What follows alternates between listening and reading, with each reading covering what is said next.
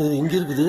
அதுக்கு ரெண்டு இது இங்கே வந்துருச்சேன்னு பயந்து கூப்பிட்றதுக்கு வருதுங்க. அதுக்கும் இது வேறு இங்கே பாரு, அதுங்க தேடின்னு வந்துருக்குது பாரு ரெண்டு.